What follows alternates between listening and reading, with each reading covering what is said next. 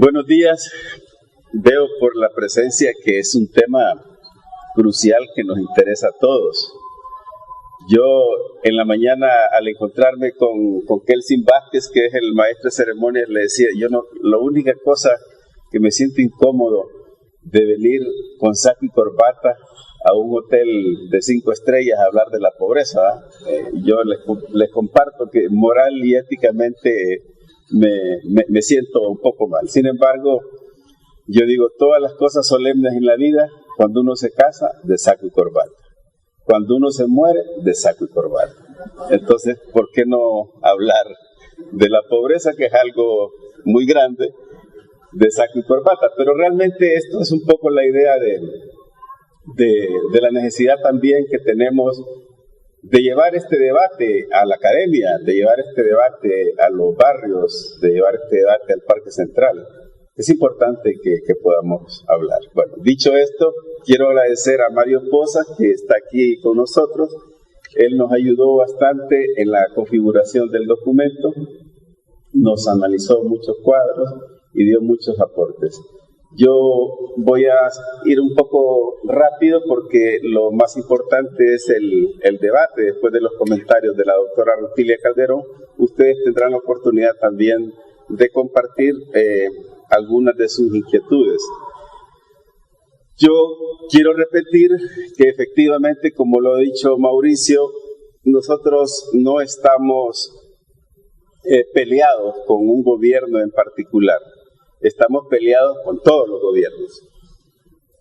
Sí, porque el problema de la pobreza no se lo podemos achacar a Mel Zelaya, o a Juan Orlando, o a Pepe Lobo. Es un problema de largo plazo que necesita de toda la inteligencia de nosotros para darnos cuenta que hemos hecho muchas cosas mal y sin embargo tenemos la posibilidad de hacer muchas cosas bien en adelante. Yo diría que esto es un poco como los rostros de la pobreza de Honduras. Por supuesto que hay más. Ahí está representado los lugares que visitamos. De 16 departamentos visitamos, solo faltó, gracias a Dios, Islas de la Bahía. Por tanto, lo que nos han dicho es representativo y probablemente no es tan discrepante de lo que hace el propio INE, ¿verdad? Es bastante parecido. Yo creo que, en primer lugar, hablar de la situación de la pobreza en Honduras necesita siempre de un contexto. Es decir, no entrar de lleno a hablar de cuán pobres somos, sino de hablar de contextuar este problema. Y un contexto interesante que vale la pena ver es que a lo largo del tiempo vemos esa línea de pobreza que está ahí, que alrededor del 60% no se mueve. Decía Mauricio que hemos invertido 343 mil millones y la línea esa no tiene una caída, y eso es un elemento ya importante para reflexión. Pero también esta situación de pobreza es que hablamos de inmovilidad social. Honduras es un país estancado socialmente y por eso tenemos esos cuadritos grises que serían los pobres extremos, los pobres, los que están en color, ocre, este colorcito. A lo largo del tiempo, esa es la situación de Honduras, del 2000 al 2014, justamente coincidiendo con el periodo de ejecución de la estrategia de reducción de la pobreza.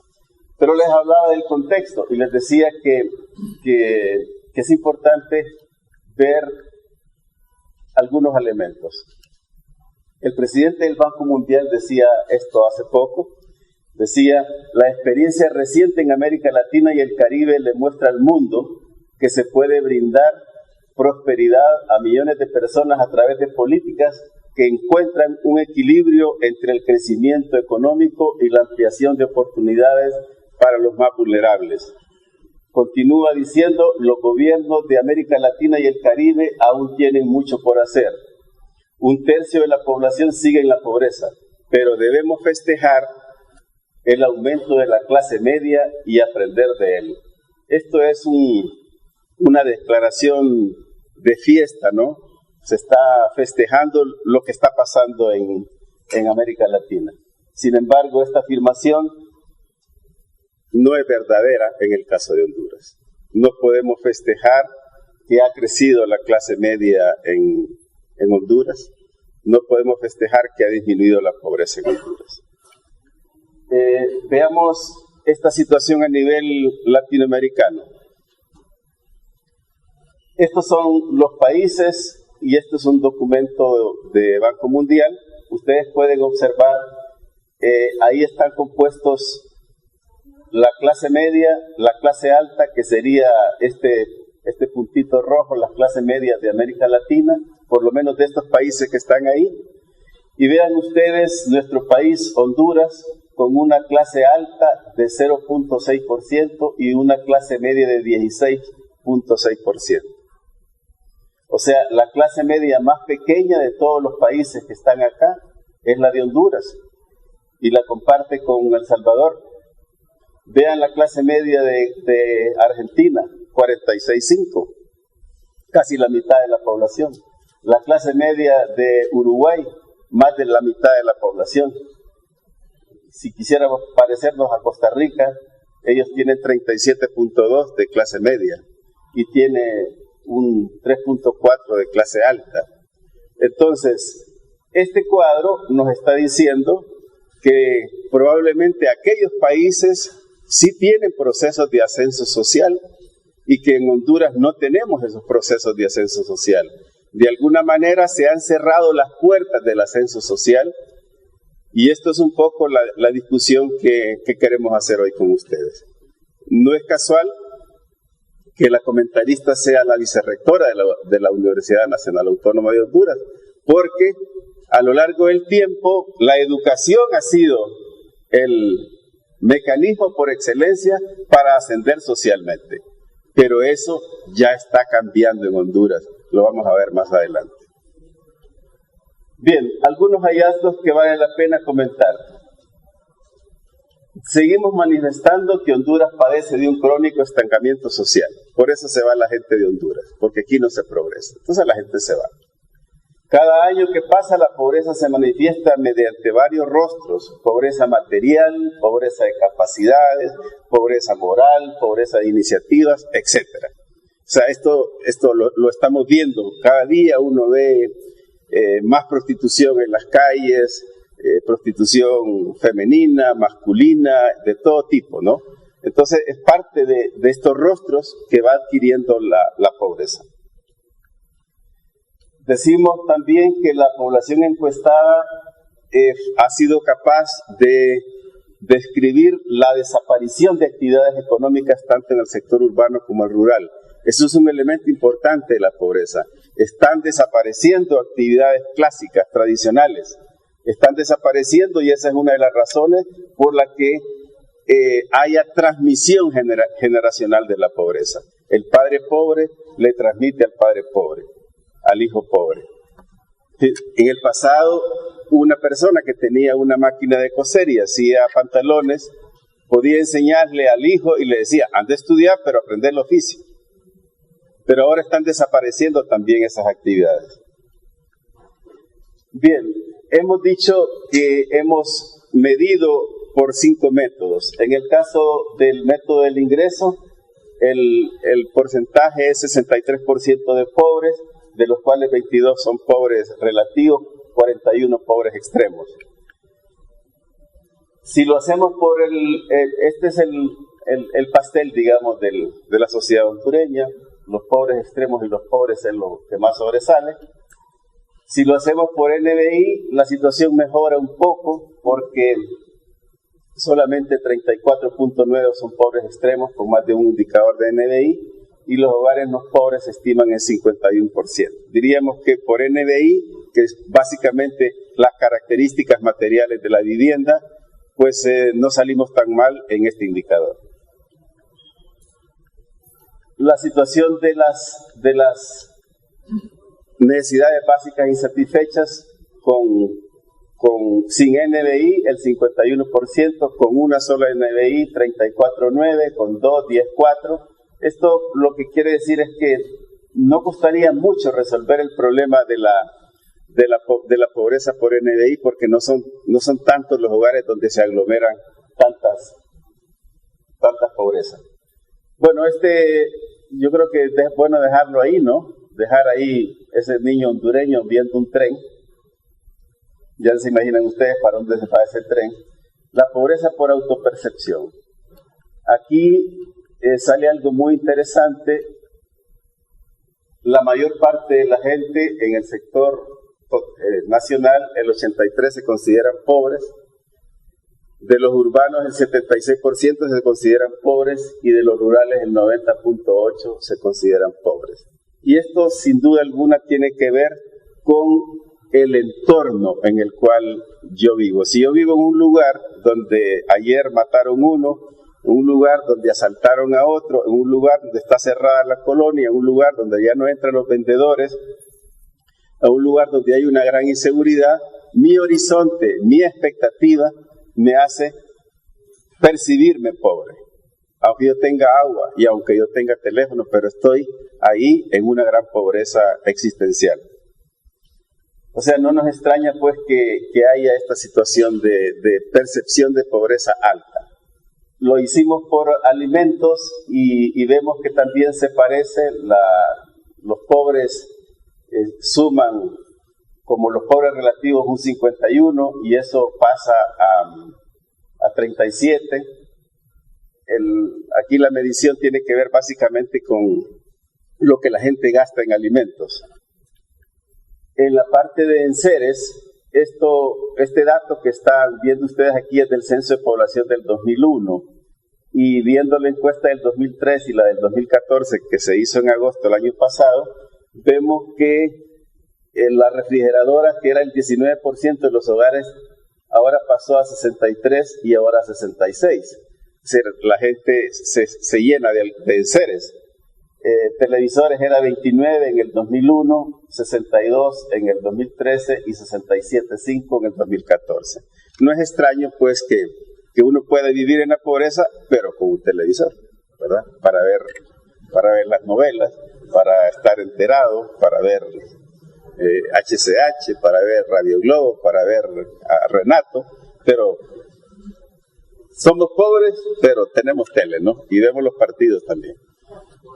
Y las motocicletas han tenido un gran repunte. Si ustedes se fijan, 12.000 personas tenían motocicleta en el 2001, 194.000 en el 2013, y bajó un poquito esto, pero uno lo ve en las calles, ¿no? Que cada vez hay más motos, o sea, y ve cuadros de una persona con su esposa, un hijo atrás, un hijo en medio, van 4 en una motocicleta. Bien, igual esa pobreza por enseres nos hace ver que los hogares no pobres a nivel nacional solo son 28.3 los hogares pobres, y los pobres extremos sumarían un 72%. En el caso urbano es un poco menos, un 60%, y aquí un 75, 76% por enseres. Esto obviamente cuando uno va a los hogares rurales y entra y le dejan entrar, uno ve que no hay enseres, pero sí hay un televisor, ¿verdad? No hay refrigeradora, no hay estufa, pero sí hay un televisor. Pero esto está cambiando justamente porque muchas empresas se dedican a vender enseres con pagos semanales, ¿no? Uno dice, no, yo estoy pagando 60 lempiras semanales y tengo el televisor, tengo la refrigeradora. Bien, entonces, esto es como las tendencias que habíamos visto. Y ahora queremos hacer una reflexión que ya Mauricio ha hecho. Yo a última hora le puse una palabrita ahí, ¿no? La metodología en base a línea de pobreza combinada con NBI demuestra que sí ha habido una mejoría pequeña porque se han mejorado las condiciones materiales de vida en una porción de hogares. Sin embargo, esta mejora no es solamente atribuible a las políticas públicas, sino a las remesas. Eso fue lo que yo hice. Es decir, no solamente. ¿Por qué? Porque hay bono 10.000, hay ecofogones, hay vivienda solidaria, con chamba vivís mejor, hay muchas cosas que algún efecto deben tener. O sea, no es un efecto grande, pero algún efecto tienen que tener. No podemos ser tan mezquinos de decir que no tienen un efecto. Sí tienen un efecto, pero no es algo tan grande, ¿no? Entonces, sin embargo, las remesas, esa fabriquita que hablaba Mauricio, ha contribuido a mejorar la situación de los hogares, porque cada año se están recibiendo 3.000 millones, 2.800, etcétera. Y si acumulamos, pues nos damos cuenta que efectivamente hay hogares, el 56% de los hogares que reciben remesas no son pobres. Probablemente ustedes se dirían, pero ¿quiénes son los que se van? ¿Se van los pobres o se van los no pobres? Yo creo que se van de los dos, pero se van más de los pobres, sin duda alguna.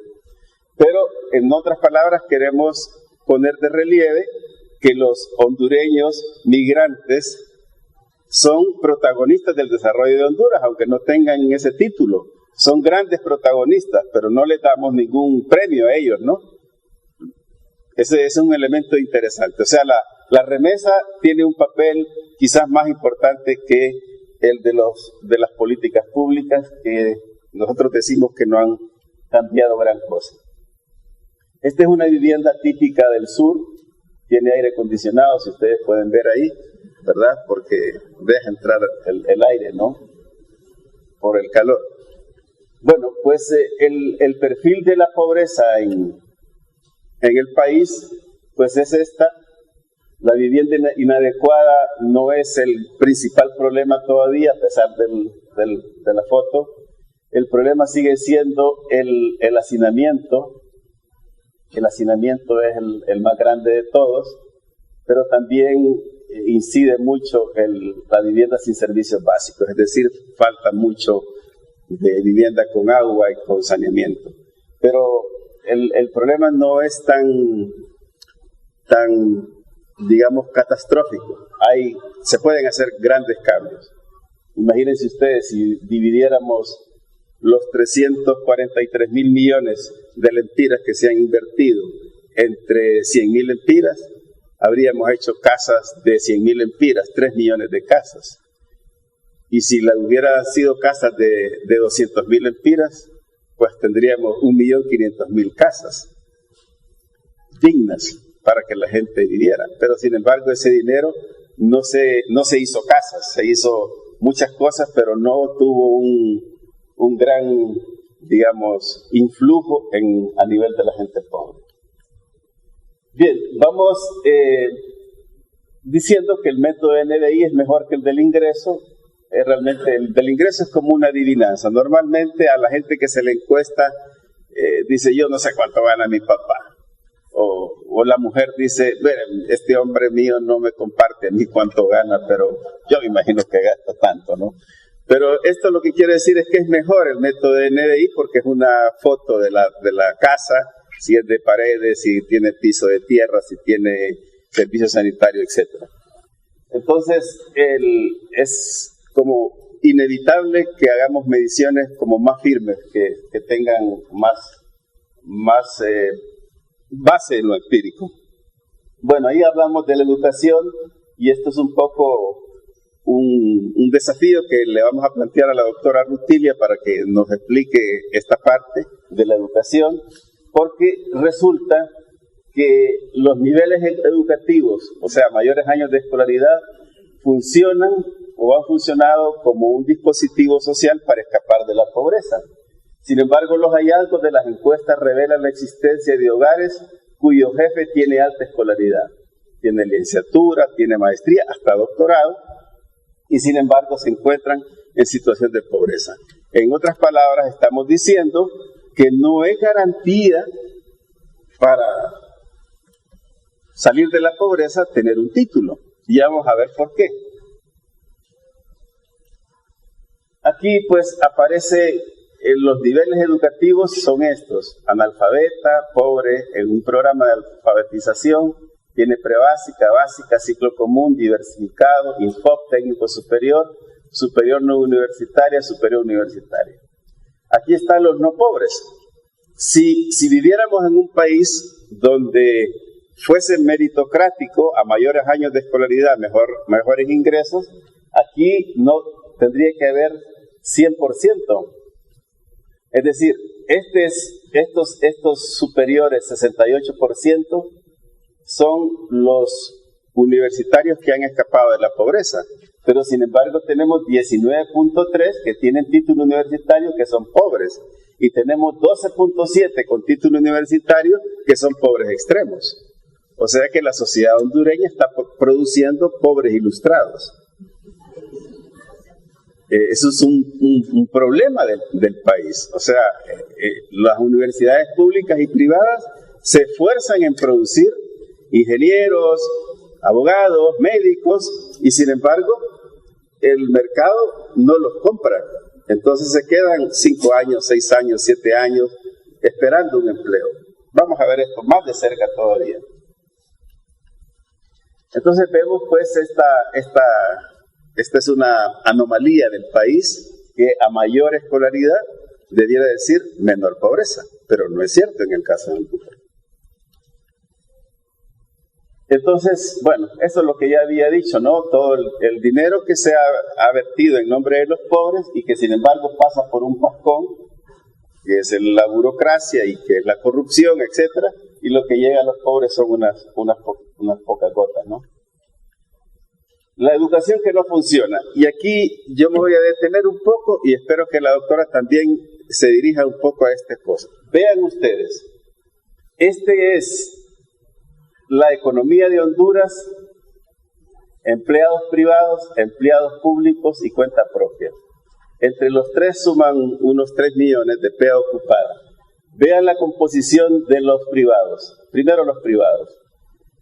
Ocupa el sector privado hondureño 8% de fuerza de trabajo analfabeta. Ocupa el 48% solo con primaria.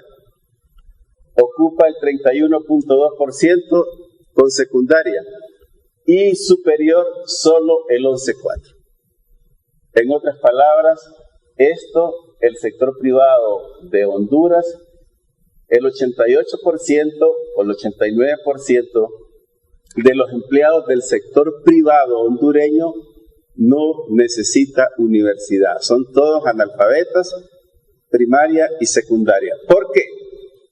Porque la oferta exportable de Honduras, la gran producción de Honduras, no necesita de altísima escolaridad. Van a decir ustedes que para palma africana, para melones, para bananos, para madera, se necesita ingenieros. El sector privado hondureño funciona bien con analfabetas y con primaria y con secundaria.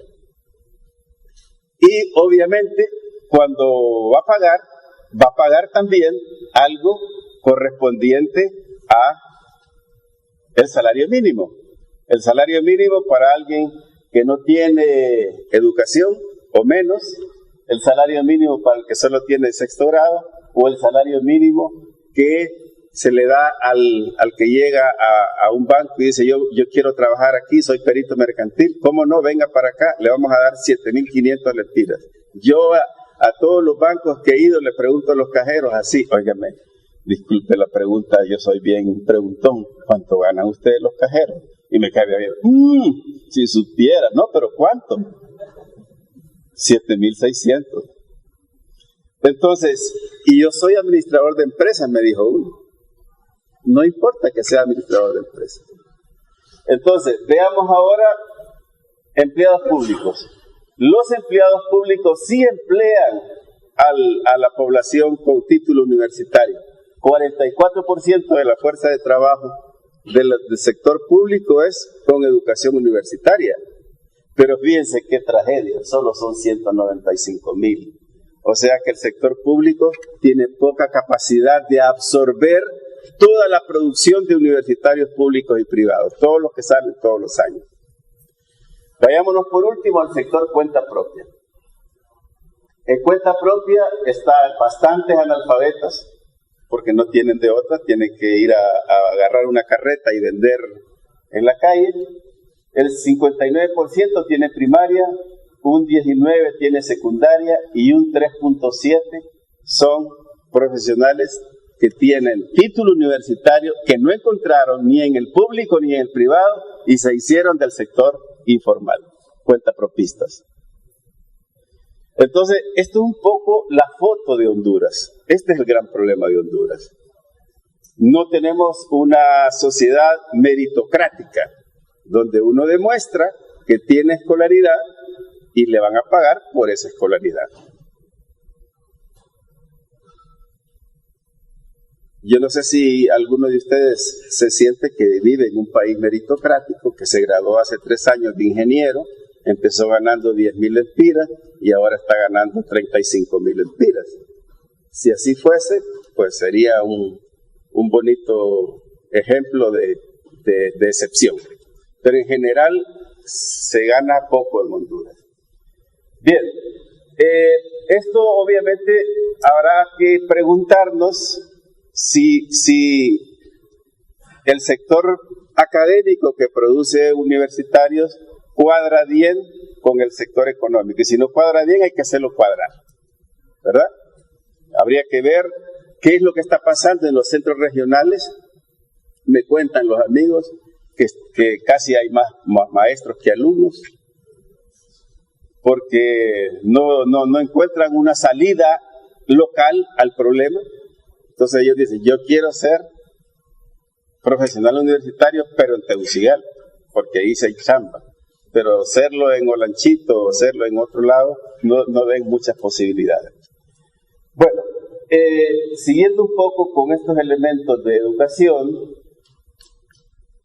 bueno, eso decía que el 89% de la fuerza de trabajo es analfabeta, con educación primaria y secundaria, y por eso prevalecen las remuneraciones alrededor del salario mínimo, tanto en la maquila como en el melón, en las cañas, en la palma africana, en bananos, en todo eso. Entonces es muy difícil que la gente pueda acceder rápido a una casa digna.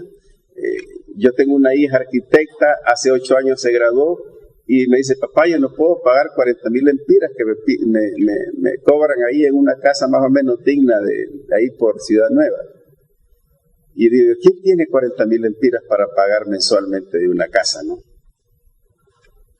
Es como imposible encontrar un salario de 85,000 lempiras. Para ello hay que hacerse político, ¿verdad? Los políticos sí ganan bien, creo yo, supongo. Bueno, entonces veamos el problema de las políticas públicas. Vean, las políticas públicas se hicieron en Honduras focalizadas. Cuando decimos políticas públicas focalizadas, es un foco sobre un sector del mapa de la población, y digo, ahí me voy a concentrar. Entonces, cuando nosotros nos metemos a las políticas públicas focalizadas, olvidamos el universo. Es decir, como vemos el árbol y dejamos de ver el bosque. Entonces, las políticas de corte universal las abandonamos y nos quedamos con el foco. Y el foco es bueno para los políticos porque el foco es el foco de la foto, ¿no? Yo voy a una casa, abrazo a la mujer, le digo, mire, la casa horrible que tenía y ahora le entrego una bien bonita. Ese asistencialismo es muy mediático y es bueno, pero nosotros abandonamos las políticas universales. Los procesos de focalización ya están agotados en América Latina y ya están súper agotados en Honduras. Ese apoyo que se da a los focalizados también tiene otro problema, que se apoya a los que no necesitan ser apoyados. ¿Y por qué se apoya a los que no necesitan?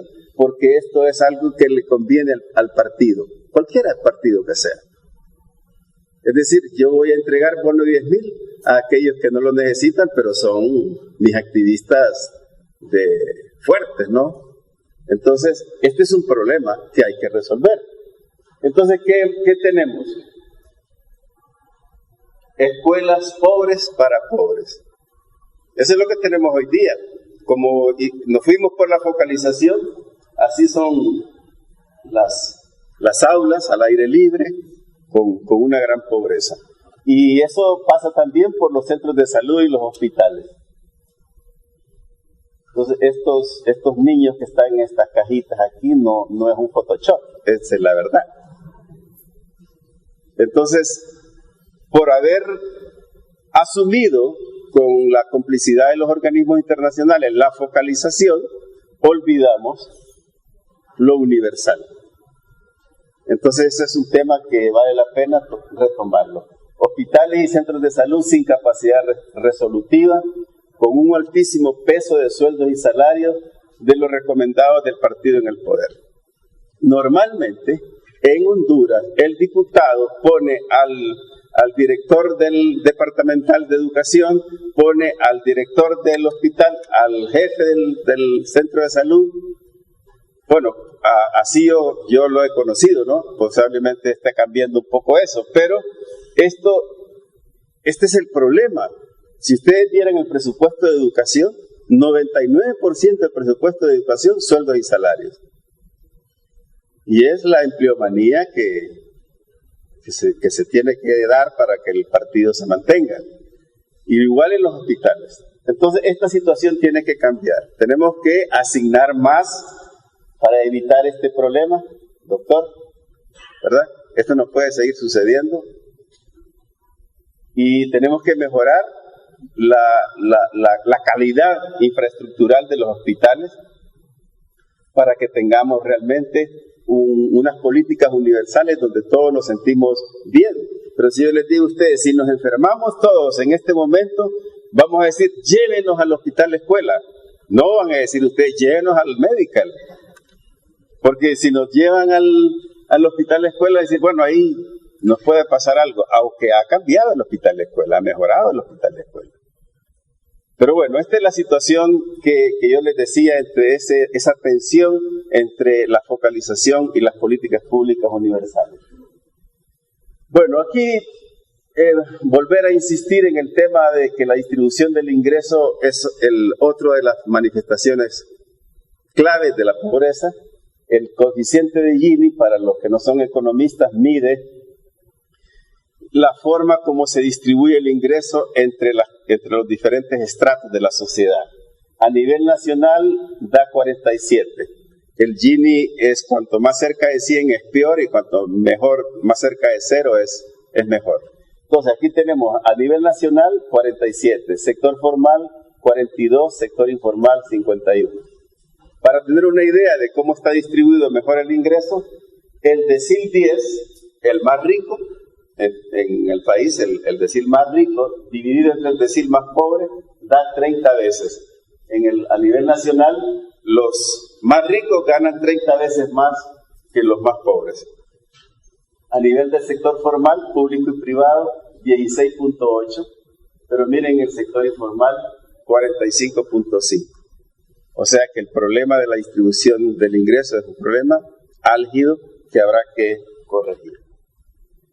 El problema de las políticas públicas: ha aparecido el trabajo precario e indigno, vendedores de ropa usada, recogedores de botes y chatarra metálica, el niño y joven limpiador de vidrios, acróbatas al lado de los semáforos. Todo eso que nosotros vemos no tiene una respuesta desde las políticas públicas. Están apareciendo mujeres con sus niños al lado de los semáforos pidiendo dinero, niños limpiando los vidrios en vez de estar en la escuela. Y este es el nuevo rostro. Los jóvenes acróbatas, los niños que hacen alguna gracia para que le demos, muchachas y muchachos limpiando vidrios, y estos haciéndose ahí las estatuas, ¿no? La pobreza hecha estatua. En otras palabras, todo eso que hemos dicho ha estado contribuyendo a generar más trabajo precario y más trabajo indigno. Y aquí yo me voy a atrever a hacer una aseveración que probablemente lastime a alguna gente de gobierno. El programa Con Chamba Vivís Mejor es un programa que produce trabajo precario, porque solo les pagan 3.500 lempiras. Y tienen la posibilidad de optar a un trabajo permanente 3 años después de haber entrado. Entonces, diríamos, Por un lado es un subsidio para la empresa, porque la empresa que acoge a esa persona, a esa muchacha, el gobierno paga los 3.500 mensuales. Entonces, las políticas públicas necesitan ser ordenadas, armonizadas, que no creen estos efectos adversos, digamos, porque nos cuentan los de los restaurantes de franquicia, nos dicen, mire, yo soy permanente, pero los que acaban de entrar trabajan más que nosotros y a muchos de los permanentes nos han sacado. Entonces la planilla se está llenando de los que ganan 3.500. Ya saben el impacto que eso tiene. Bueno, la mujer del campo. Ahí lo había dicho un poco Mauricio en la presentación de quién es más pobre. Cuando el hombre es el jefe del hogar, o sea, hay mujer y hombre, el 63.2 son pobres, y cuando es la mujer, el 62.3. Parece que las mujeres son mejores para administrar el dinero que los hombres, ¿no? Da la impresión, dice a una mujer que le pregunté, me dijo, no, usted es que mejor sola que mal acompañada. O sea que muchas veces los hombres pues no derivamos los pocos recursos para el bienestar de todos, sino que para nuestro propio bienestar. Hagámonos un mea culpa los machos hondureños, ¿no? Que tenemos un poco de eso. Preferimos ir al estadio que comprar un Pepe, por ejemplo. Preferimos, se ríen las muchachas ahí, ¿verdad? Es cierto, un poco es cierto, ¿no? Bueno, nosotros hemos estado viendo el problema de la percepción de la pobreza y toda la gente nos habla de eso, ¿no? De que todos los días, que asaltaron un bus, ametrallaron esto, hicieron lo otro. Eso es lo que está pasando en el día a día. Algunos otros hallazgos, yo voy a ir un poco más rápido porque ya estoy sobre el tiempo. Eso otra vez, el tema de la educación, de los que no estudian ni trabajan, de los que son trabajadores no remunerados, que está dándose mucho. En otras palabras, ahí van a ver ustedes los que tienen superior universitaria, que trabajan y estudian. Todos estos cuadros están en el informe y ustedes pueden también producir sus propios cuadros con la herramienta que les hemos mostrado. Estas son las principales actividades económicas que recogimos en la encuesta. Agricultura, comercio, empleo de gobierno, palma africana, jardinería, ganadería, etc. Pero miren lo que reportan en el nivel urbano. La pérdida de la actividad económica en el área urbana. Se han cerrado las pulperías por causa de la extorsión, se han cerrado talleres de zapatería, algunas panaderías, y vemos aquí, no lo pueden leer, ellos confíen en mí que eso, ahora sí, el área urbana se han perdido pulperías, agricultura, zapaterías, sastrerías, tiendas de ropa, ventas ambulantes. Y vean esa notita, dice, matan a dueña de pulpería que se negó a pagar impuestos de guerra. Esto es el cotidiano de Honduras. Entonces no podemos pensar que en los barrios hay fuentes de generación de ingresos para salir de la pobreza porque está pasando esto, ¿verdad? Que es una cosa grave. En el campo también hay pérdida de actividad económica. La gente que encuestamos nos dijo, se han perdido cultivos, se han cerrado pulperías, se ha perdido ganadería, algunos restaurantes que hay en el sector rural, algunas de actividad pesquera, se ha estado perdiendo todo eso, y eso es parte del modelo en que estamos. Bien, llegamos al bono 10.000, que diríamos que es la política pública más sobresaliente, que es con fondos de préstamo, donde ese bono, pues según esta publicidad, está sacando a la gente de la pobreza, porque 10.000 empiras hacen que se sume a los ingresos que ellos tienen y los eleva por encima de la línea de pobreza. Pero, vean lo que encontramos. En el 2013, estaban recibiendo 103.000 hogares, estos que están aquí, estaban recibiendo el bono 10.000 y sin embargo son no pobres. El 32% de los que recibían en el 2013 no eran hogares pobres, sino no pobres. Y esto dio lugar a una pequeña reacción del presidente de la Comisión de Presupuesto del Congreso y dijo, eso no puede ser, lo vamos a cambiar y llegamos a agosto del 2014 y más bien subió. Subió a 34.1 el porcentaje de hogares que reciben bono 10,000 sin ser pobres. Y ahí están los datos para... Entonces, esta situación es tremenda también en el sector rural. En otras palabras, las políticas públicas también hay que alinearlas, están un poco torcidas para que realmente ese sacrificio de todos, porque esos préstamos los vamos a pagar, pues llegue realmente a los más pobres. Ahí llegamos al punto de los lineamientos que nosotros creemos, más los otros 15 que ustedes van a darnos ahora después de que la doctora comente, que podrían servir para una nueva estrategia de combate a la pobreza. Iniciar un cambio gradual y progresivo de la triple regresividad. Para los que no son economistas, regresividad es aquellos que ganan más, pagan menos. En el caso de Honduras, hablamos de regresividad tributaria, porque en Honduras las 2/3 partes de los ingresos tributarios son impuestos indirectos que los pagan todos, y la renta solamente es 1/3. Entonces, el sistema tributario de Honduras es regresivo. ¿Qué quiere decir? Los que ganan menos pagan más. Así de sencillo. Entonces, lo que quiere decir esto es que la distribución del ingreso en Honduras empeora después que cobran los impuestos, porque los ricos no pagan impuestos. Disculpen si hay algunos por aquí que sí pagan impuestos. La otra regresividad de la seguridad social. La seguridad social hondureña es regresiva también. ¿Saben por qué? Porque una persona que gana 50,000 lempiras paga 543 lempiras de seguridad social. Y uno que gana 7,500 también paga 543 lempiras. ¿Cómo debe ser la seguridad social? Los que más ganan se convierten en solidarios de los que menos ganan.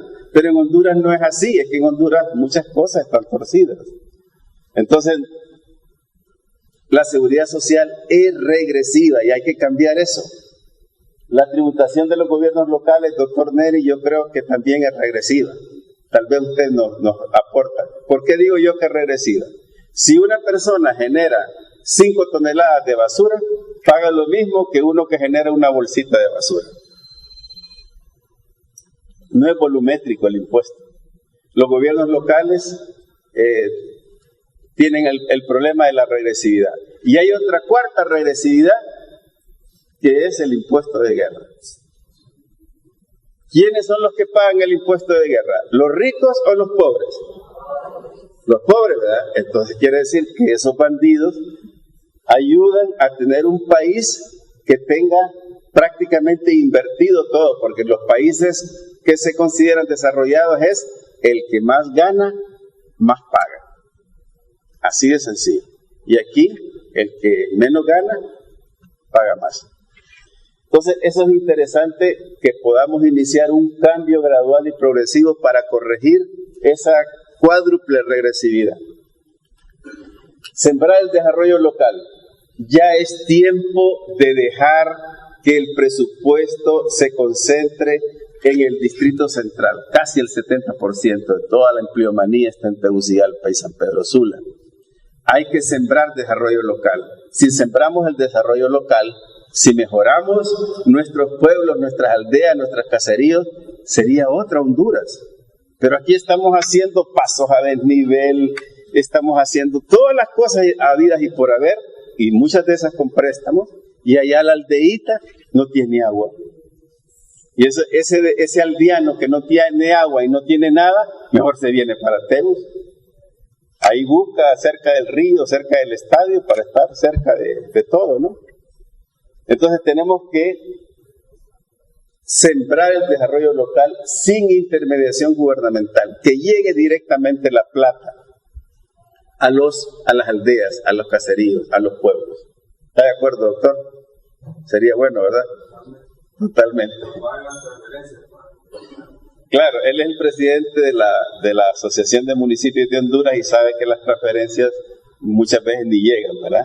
O llegan tardías. Bien, cambiar el sistema educativo para la emancipación social. ¿Qué es emancipación social? Emancipación social es reconocerse que uno ha estado atado, amarrado con unas cadenas, porque en la escuela me enseñan cuánto es 4 por 7. ¿Quién fue el primer presidente de Honduras? Para emanciparse se necesita otro tipo de educación, que incluso nos enseñe ya desde el kinder a ser emprendedores. Entonces hay que hacer un cambio grande en el sistema educativo. Fortalecer el sistema público de salud, no privatizar. Fortalecerlo, mejorarlo. Cambiar de inmediato el salario mínimo actual por una escala de salarios mínimos según años de escolaridad. Así lo tiene Costa Rica, así lo tiene México, así lo tiene Chile. Pero actualmente el salario mínimo en Honduras es el salario máximo, como es legal. Sexto, racionalizar las exoneraciones fiscales y adoptar un presupuesto anual de gasto tributario. En Honduras se exonera a los grandes productores aproximadamente 40,000 millones de lempiras por año. Por eso les digo que no pagan impuestos, incluyendo transnacionales, mineras.